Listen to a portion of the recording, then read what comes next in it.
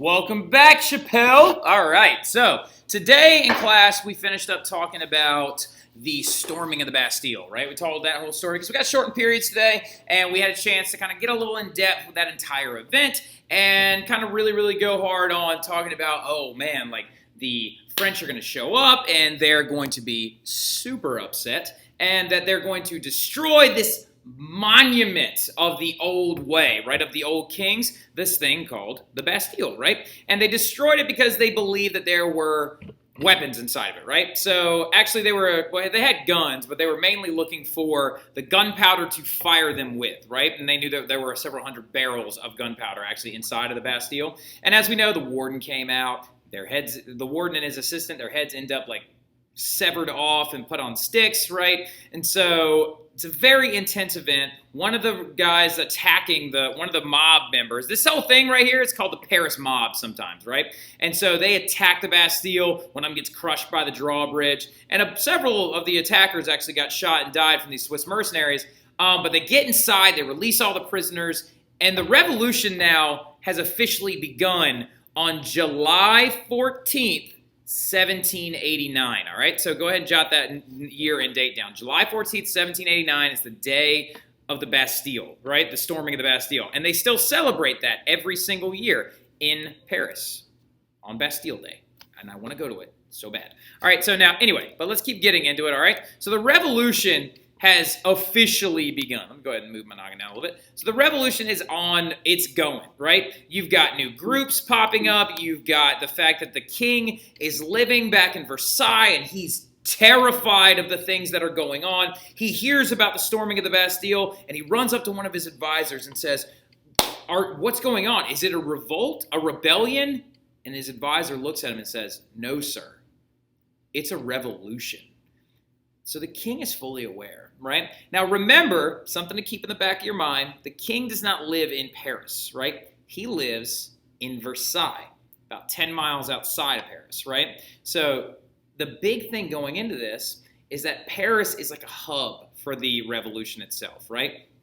You've got people walking around in their new outfits, right? They're dressing like this because this becomes a major symbol of people that supported the revolution, right? This red cap, right? It was like a red knit hat that you would wear, and it has a lot of really ancient old symbolism. Roman slaves, when they were set free, they would be given a cap like this, and it symbolized their freedom, right? It means that I used to be a slave, but now I'm not. I'm a free man, and I can actually do whatever I want. So we'll wear those caps, and it became a symbol of liberty, right? And then also on their caps, they would wear these little guys, right? They're called tricolor cockades, right? C-O-C-K-A-D-E, tricolor cockades, right? There were these little badges that they would wear on their hats, right? And these three things right here are like the guidelines of what they're looking for. These three things symbolize the French Revolution following the storming of the Bastille and exactly what the French people wanted, right? So remember, I'm saying French people, and some of you are like, well, the Estates General and stuff. You got to remember, there was the first estate of the clergy,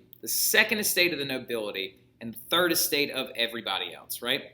The everybody else, the third estate made up 97% of the country. So give or take 90% of your country, and this is me being generous, wants this revolution. And they're revolting, and they're demanding three things. Liberté, I'm going to jack up the pronunciations of this 100%. Liberté, égalité, and fraternité, right? And what that means in French is liberty, equality, brotherhood, right? Those are the three things they want. They want liberty, their freedom, equality, man to man, and fraternity as in a united France, right? The French people together as one unit, right? So getting into it a little bit more, though, we're also now moving into the fact that we're in the very early stages of the revolution, right? So in these early stages of the revolution, you got to get a document going that outlines your demands, right? And so they do that, right? And this document is known as the Declaration of the Rights of Man, right? And citizenry. You'll notice that I have the Declaration of the Rights of Man in all capital letters because I think that's one of the coolest sounding documents that's ever hit since the Magna Carta. Good job. Appreciate the A's. So now the Declaration of the Rights of Man, right, is awesome sounding. And so I always go, the Declaration of the Rights of Man, right? So it's very intense. It's actually called the Declaration of the Rights of Man and Citizenry. But I like to call it the Declaration of the Rights of Man because you can abbreviate it down into the DORM, right? DORM, the Declaration of the Rights of Man. Because DORMac just doesn't sound as good, all right? So now this is a full-on revolution now, right? So first things first, give the people their rights, right? So the National Assembly is now in control, right? The National Assembly is controlling this whole thing. They're getting wild, crazy, and out of sorts. They're getting very, very aggressive, and they're demanding their equality, their freedom, their personability. They want all of it, right? So in this Declaration of the Rights of Man, it is 17 articles, and the DORM is a document that sets down the new rights of men under the Revolution. Now, it's a little bit different from our Declaration of Independence, Constitution, Bill of Rights, because our Bill of Rights specifically sets down what rights we're entitled to. The Declaration of the Rights of Man is a little bit more vague, right? It creates a country and a setup that is controlled by the general will of good. And what I mean by that is, like, in one of the articles it states that the general will of liberty, equality, and property will not be violated, right? It's basically saying that, like, we want to create a country where the people are equal and they have a king that actually evokes those ideas, right? That we believe in him and he believes in our rights, and it's a unified thing. Because here's the thing. The Declaration of the Rights of Man did not get rid of the king. Louis is still the king under this new document, but this declaration sets down the idea that a new government is coming, right? It is not still, a part of it is used in the preamble of the now French Constitution, but it's still a major document, right? That this Declaration of the Rights of Man is demanding that the people of a country have the power, not its ruling representatives. That they are given that power by its people, right? So it's setting up this new France. It's very early. And the guy who helped write it was this dude. His name is the very, very all-important Marquis de Lafayette, right? That's right. Some of you are going, Lafayette. No, not like Lafayette. Lafayette is where he is from. And a marquis means he's a noble, right? He's a sword noble, right? He was a military noble. See his sword down here? So this is very, very interesting. Some of you are like, wait, that means he's probably a part of the second estate, right? He is. But it doesn't mean he doesn't believe in change, right? Because remember, the National Assembly is made up of members of all of the estates that are demanding a new movement, right? The sword nobles were very frustrated with King Louis and also his great-grandfather and his grandfather, right? The 14th, the 15th, and the 16th. They were very frustrated with him because they were like, our nobility rights were earned by our family through military service. These road nobles just bought their way in, right? So also you can see where his allegiance lies, because what is this? Tricolor cockade, right? So, like, he is showing his support of the revolution. He actually was inspired by the American one heavily. He actually fought in the American Revolution alongside of many of the founding fathers, right? So, like, very, very cool. And he actually got the idea for, like, this violent upheaval from the American Revolution because he helped train American soldiers, right? Now, so the storming of the Bastille is going, and everything is hitting the fan in Paris, and then the Declaration of the Rights of Man comes out, and then all y'all are like, wow, this is getting really intense. And some of y'all are probably thinking, well, it can't be all over the country, right? Like, the countryside is still got to be looking like this. Ooh, look at the French countryside. Beautiful, peaceful, gorgeous. During the Revolution, it looked like this, all right? Houses on fire. People stealing carriages, people destroying rich people's items, because this thing broke out, right? It was known as the Great Fear, right? The Great Fear was one of the next events in the French Revolution following the storming of the Bastille and the Declaration of the Rights of Man. Now, some people argue that the Declaration of the Rights of Man wasn't truly finished up until about like September, November. But you know what? We're not going to get caught up in semantics right now. We're getting caught up in just kind of an orderly procedure of things, right? So the Great Fear was a crazy, crazy event in which rural peasants, the bulk of the Third Estate, because remember, the bourgeois are just a small part of the Third Estate, right? So, but the rural peasants are like the overwhelming majority. And they're the ones that are now very mad. And they were like, oh, well, the bourgeoisie set this revolution in motion. We agree with them.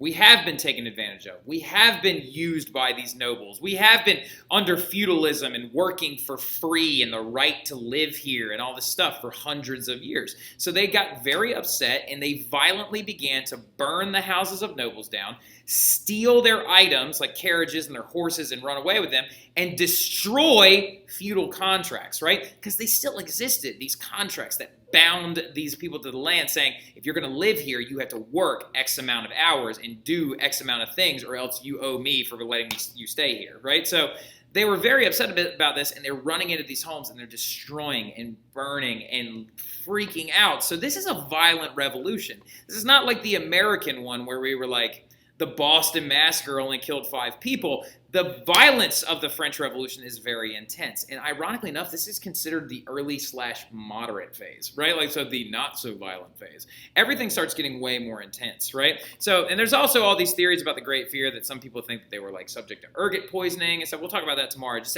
say, what's ergot poisoning? ERGO poison, or ERGOT poisoning. And ask Mr. Terry about it tomorrow, right? But now, what is this a sign of? What is this, like, the Great Fear a sign of? Great fear is a sign of things to come. The violence. It's a sign of the type of solutions that the poor people want. It's a sign of they want intensity.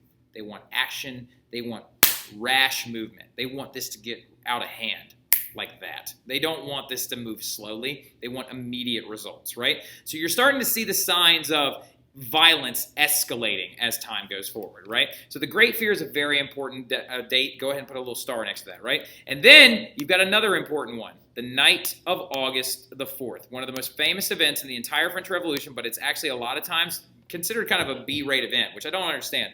But while the Great Fear is going on, to try and slow this violence down a little bit, the National Assembly decides we can't have a new country if we destroy everything, right? We can't have the poor people rioting in the countryside, destroying all this land that we might need to use eventually, or like forfeiting all this money. So the National Assembly, which is mainly led by the bourgeois, is saying, look, we are going to force all of the nobles to come in to this meeting hall in Versailles. And in that meeting hall, they had to forfeit their rights, titles, and their property. And in one night, feudalism was abolished in all of France. Feudalism was destroyed in France. On the night of August the 4th in 1789, every single noble and many cardinals and priestly members were forced at the tip of a sword to walk down into this meeting hall and give up their feudal rights, right? So this is a huge moment in European history. Officially, a country has outlawed feudalism, right? Well, some of y'all are probably saying, like, well, England didn't really use it anymore. It got phased out in a lot of other countries because it wasn't very economically viable. But on the night of August the 4th, feudalism was destroyed, right? Like, it was literally just bang, done, right? And this is another crazy thing about it. Remember I said the Declaration of the Rights of Man didn't get rid of the king. The king had to watch these things happen because he doesn't have any real control anymore because everyone's turning on him. Remember, the Marquis de Lafayette is actually a part of this revolution because even the military began to turn on Louis XVI.